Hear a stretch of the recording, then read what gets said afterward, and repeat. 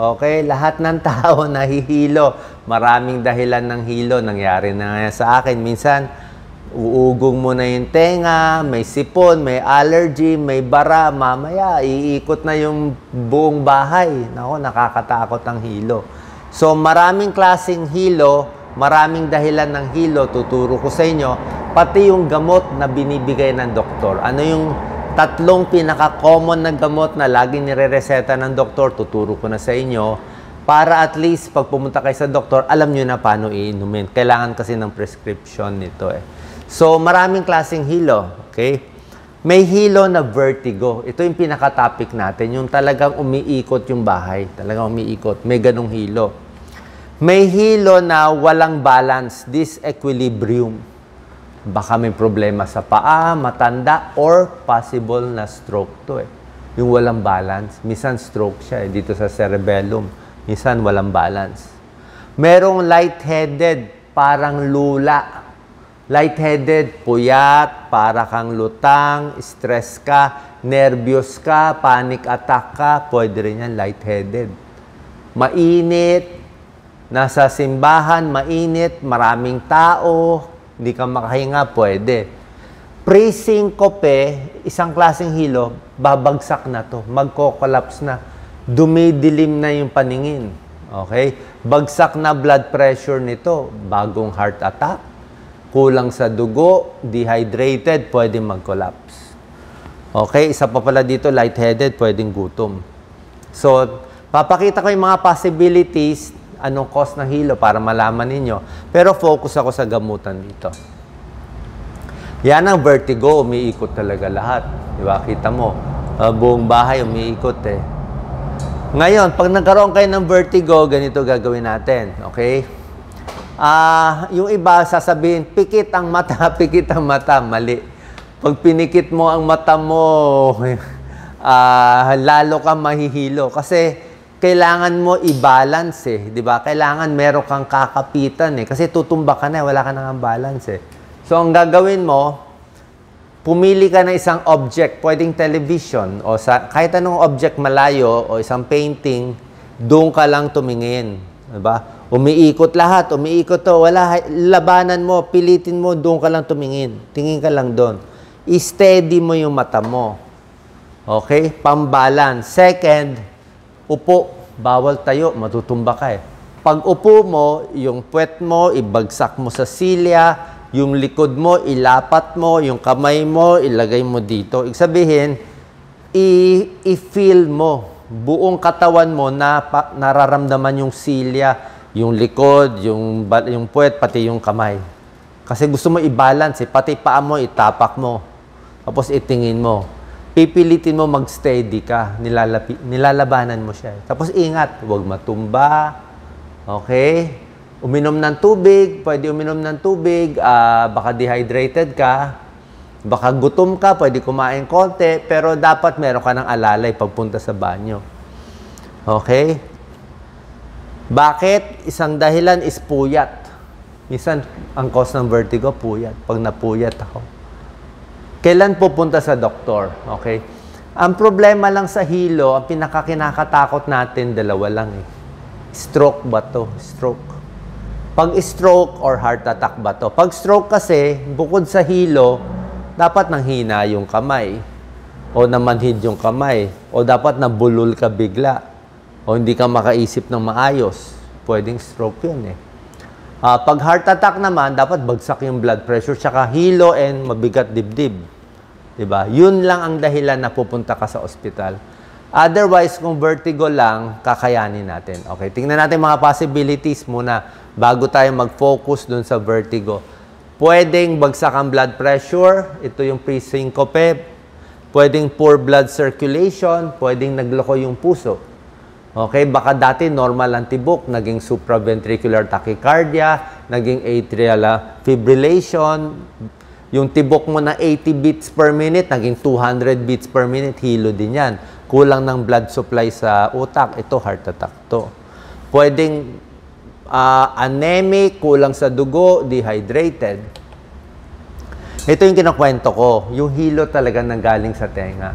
Benign paroxysmal positional vertigo, yung Parang nangyari kay Doc Lisa nung isang araw, I think a few years ago. Paggising niya ng alas 5, biglang upo siya. Pag biglang upo ni Doc Lisa, biglang umikot na. 3 araw na nahilo, nagsuka na. Bakit? Merong naggalaw sa tenga. Yung tenga ang pambalance natin. Kaya nag-BP-PV, nagkaroon ng vertigo. Minsan, meron ding ear infection. Yung nangyari sa akin, ear infection. Pwedeng may sipon, may allergy. Tapos yung sipon at allergy mapupunta sa tenga. Mapupuno rin ng tubig yung tenga, yung inner ear. At pwedeng magkakaroon ng tinnitus. Ayan, umuugong yung tenga. Pag may sipon kayo, mafe-feel niya umuugong, parang meron kayo maririnig na ganyang sound pag tahimik ang lugar. Tinnitus yun. Barado tenga mo niyan. Pwedeng Meniere's disease, pwedeng ear infection, pwedeng sipon. Sipon kasi ilong at tenga connected Connected siya. Or meron kang allergy sa ilong, connected din siya. Parang nabibingi. Ayan. Ako, pag nagtitinnitus ako, kabado na ako Papunta na yan sa vertigo Meron ding Meniere's disease na may problema rin sa tenga. Itong lahat tenga ang problem. Cause ng vertigo.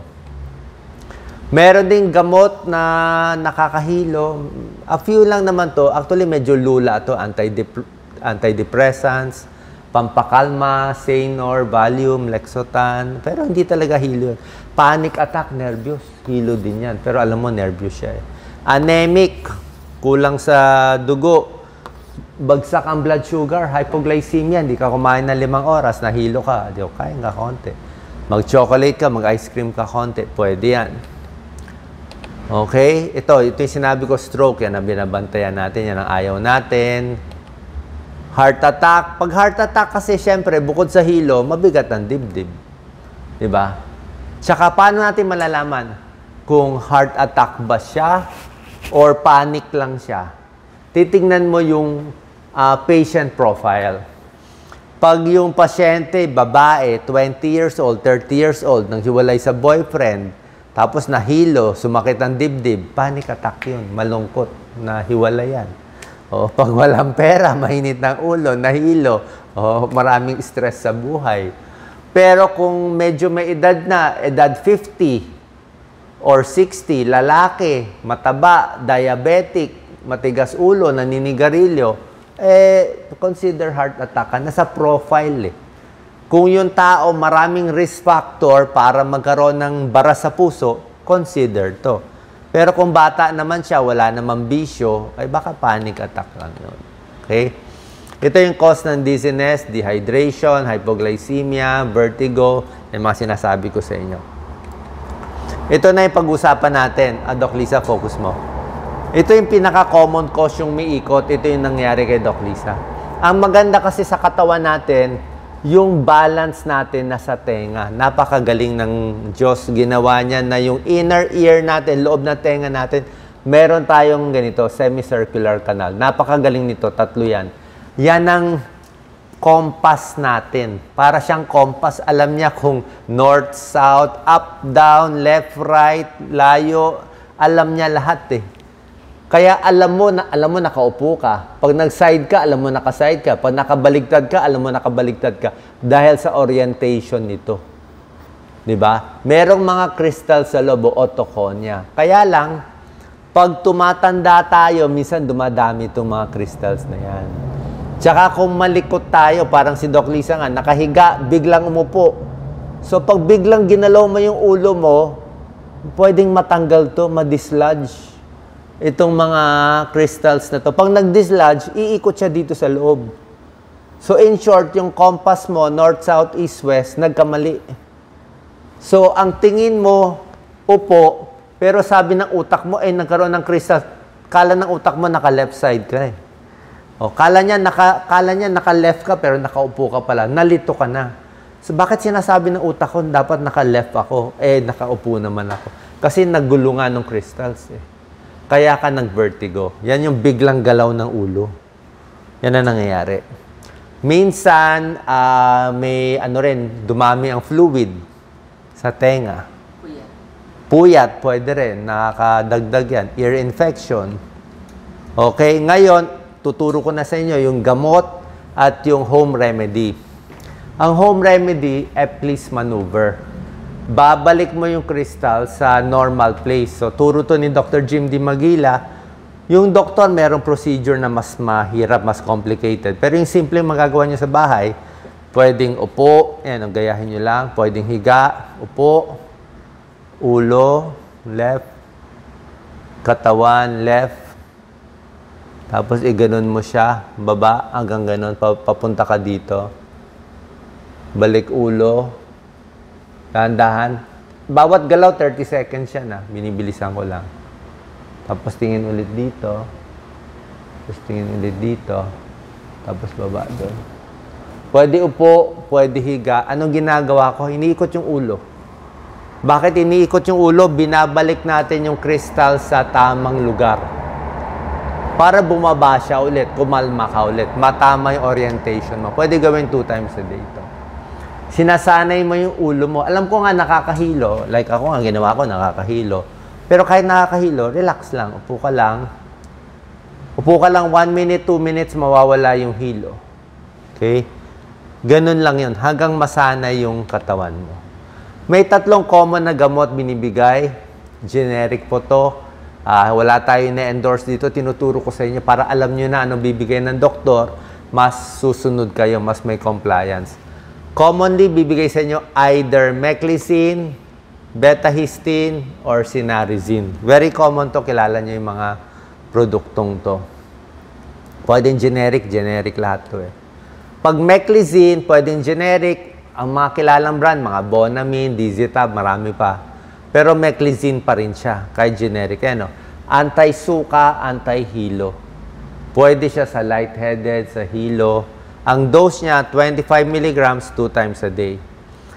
Yung iba nahihilo sa paglalakbay, pag airplane, pag sasakyan, 1 to 2 hours, inom ka na isa. Okay, so okay lang to, mild lang to. Kung mas malala ang vertigo mo, mas malala siya, yung hilo mo. Minsan to binibigay, Circ, betahistine, or pwede pa ibang brand. Kaya lang medyo mahal to eh. Ito mas maganda to, talaga sa tunay na hilo.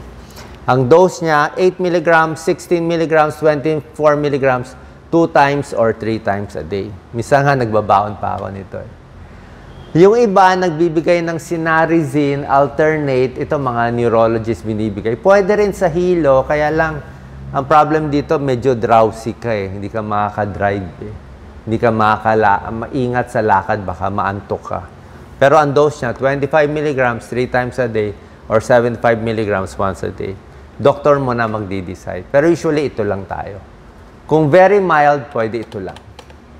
Okay? So, yan po ang gagawin natin. Ano yung mga factors? Siyempre, kung diabetes, kung stress, kulang sa tulog, hindi rin maganda. So, lagi pa rin talaga healthy habits, mag-exercise, yung mga gamot tinuro ko sa inyo. Tapos, kung may mga infection sa tenga, papacheck natin agad sa doktor. Sana po nakatulong tong video para magamot ang hilo ninyo. God bless.